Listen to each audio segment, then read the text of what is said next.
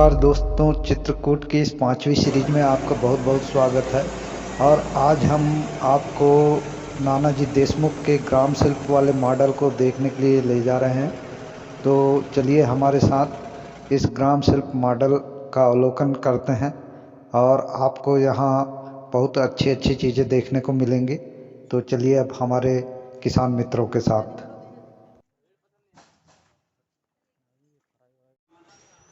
ग्राम शिल्प के पहले यूनिट में हम पहुंच चुके हैं। यहाँ पर पेस्ट्री और बिस्कुट वगैरह बनाए जाते हैं। तो आज हम आपको यहाँ पर दिखा रहे हैं कुछ आइटम जो बन चुके हैं और इन्हें बनाने का तरीका क्या क्या है, ये हमारे किसान बंधु यहाँ के सुपरवाइज़र और इंस्ट्रक्टर जो हैं इनसे चर्चा भी कर रहे हैं और इन्हें कैसे बनाया जाता है इनके बारे में जानकारी भी ले रहे हैं। और ये सिर्फ एक मॉडल के रूप में है और यहाँ पर कोई बहुत बड़ा प्रोडक्शन नहीं किया जाता। केवल आने वाले जो भ्रमण करने के लिए जो किसान आते हैं, कुछ सीखने के लिए जो किसान आते हैं गाँव से, उन्हें दिखाने के लिए यह मॉडल के रूप में बनाया जाता है। और यहाँ पर विभिन्न प्रकार के उत्पाद बनाए जाते हैं जो आगे की यूनिट में मैं आपको लेकर चलूँगा और आप लोगों को देखने भी मिलेगा।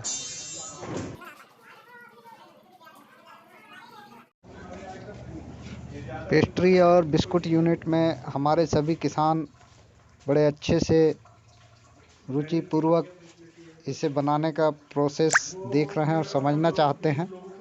और यहाँ पर आधुनिक मशीनें भी लगी हुई है जिनके माध्यम से यहाँ के उत्पाद तैयार किए जाते हैं। और हमारे ग्राम सेवा ट्रस्ट के अध्यक्ष श्री रामेश्वर सोनेकर जी यहाँ के सुपरवाइज़र से सारी जानकारी लेते हुए यहाँ पर अगर किसानों को ट्रेनिंग लेना है तो उन्हें किस प्रकार से ट्रेनिंग दिया जा सकता है, क्या यहाँ आवासीय सुविधा उपलब्ध है, इन सारी चीज़ों की जानकारी लेते हुए और सभी किसान यहाँ से पूरी जानकारी को हासिल कर रहे हैं। और आगे मैं आपको दिखाता हूँ दूसरी यूनिट की ओर क्या हो रहा है। यहाँ के प्रोडक्शन यूनिट के वर्कर ने बिस्कुट और पेस्ट्री में कितने प्रकार के आइटम लगते हैं, इन्हें कितनी मात्रा में मिलाया जाता है और इन्हें कैसे कैसे बनाया जाता है, ये सारी जानकारी किसानों को समझाए। और किसानों ने भी अपने प्रश्नों के जवाब पूछे और इन्हें सब कुछ समझ में आ गया। इनके समझाने का प्रोसेस काफ़ी लंबा है और इससे वीडियो काफ़ी लंबा हो जाएगा, इसलिए मैं बीच में इसे फास्ट फॉरवर्ड कर रहा हूँ ताकि आगे के वीडियो को कंटिन्यू किया जा सके।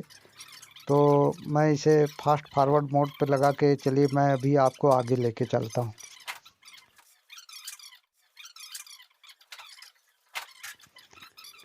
चलिए अब हम आपको मसाला यूनिट की ओर ले चल रहे हैं और मसाला यूनिट में हमारे सभी किसान बंधु यहाँ किस प्रकार मसाले बनाए जाते हैं, इन्हें कैसे तैयार किया जाता है और यहाँ के इंस्ट्रक्टर द्वारा बताया गया कि इसे कहाँ कहाँ पर पहुँचाया जाता है और कहाँ कहाँ पर उपयोग में लाया जाता है, ये सारी बातें यहाँ पर बताई गई। और हमारे किसान बंधु इसे अच्छी तरह समझकर आगे की यूनिट की ओर बढ़ रहे हैं। मसाला यूनिट, फ्लोर यूनिट के बाद हम आगे बढ़ रहे हैं। अचार, मुरब्बा, जेली इत्यादि बनाए जाते हैं और इसे कैसे तैयार किया जाता है ये आगे हम देखने जा रहे हैं। पाउच पैकिंग मशीनें और डब्बे वगैरह रखे हुए हैं पैकिंग के लिए।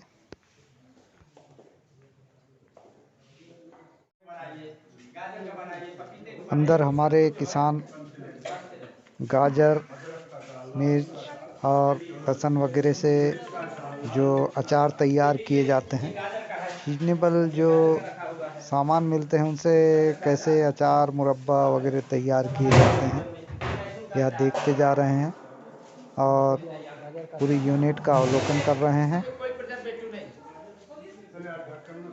यहाँ के प्रोडक्शन मैनेजर ने बताया कि इन्हें पूरी तरह प्राकृतिक तरीके से बनाया जाता है, इनमें कोई केमिकल प्रिजर्वेटिव नहीं मिलाया जाता। आंवला तो से ये मुरब्बा उबलते ही कैसे चाशनी में तैयार डालना किया है ना। जाता है इसके बारे में भी हमारे किसानों ने समझा और यहाँ के प्रोडक्शन यूनिट वालों ने उन्हें बताया कि आंवला से मुरब्बा कैसे तैयार किया जाता है और इसे कैसे कैसे बेचा जा सकता है। सीधा 120 रुपए किलो बेचिए, 20 रुपए का आंवला, 120 रुपए। अब हमारे किसान बंधु सरसों तेल की यूनिट की ओर जा रहे हैं। यहाँ पर बताया जा रहा है, दिखाया जा रहा है कैसे सरसों से तेल निकाला जाता है और उसे कैसे पैकिंग करके मार्केट में बेचा जाता है। तो यहाँ पर हमारे सभी किसान बंधु सरसों तेल की यूनिट का निरीक्षण करते हुए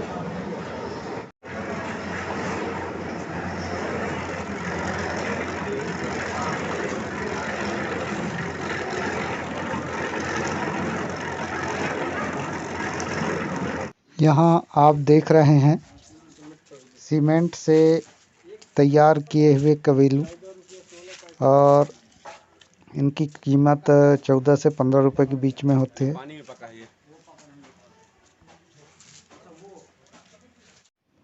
यह है वस्त्र परिधान इकाई।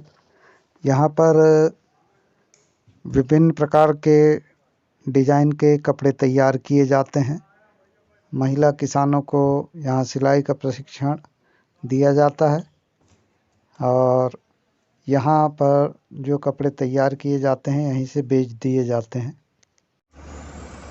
चलिए अब आपको इस परिसर का भ्रमण कराते हुए हम बाहर की ओर जा रहे हैं और अब एक धार्मिक स्थल स्फटिक शिला है मंदाकिनी नदी के किनारे।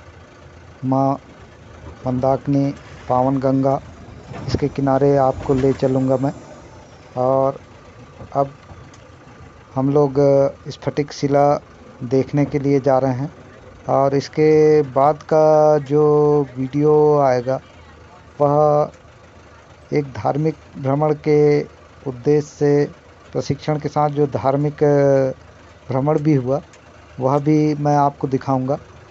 तो चलिए अब चलते हैं स्फटिक शिला की ओर।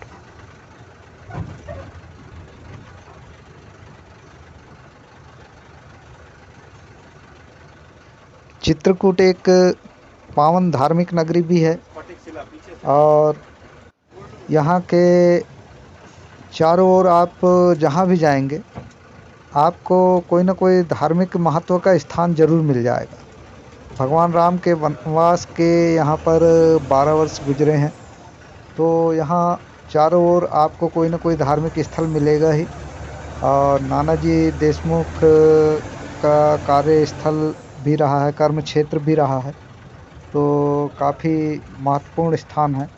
अभी आपको आगे बहुत कुछ देखने को मिलेगा तो चलिए मेरे साथ आगे स्फटिक शिला दिखाता हूँ। पहले मैं आपको यहाँ पार्किंग चार्ज देना होगा। चलिए यहाँ पार्किंग चार्ज देकर आगे बढ़ते हैं। यह आप जो स्थान देख रहे हैं ये हम पहुँच चुके हैं स्फटिक शिला वाला स्थान और यहाँ पर बंदर काफ़ी संख्या में उपस्थित रहते हैं क्योंकि यहाँ जो श्रद्धालु जन आते हैं उन्हें ये लोग चना वगैरह और भी कई चीज़ें खिलाते हैं। ये आप देख रहे हैं माँ मंदाकिनी, पावन माँ मंदाकिनी के आप भी दर्शन कीजिए और अभी मैं आपको स्फटिक शिला के दर्शन कराऊंगा।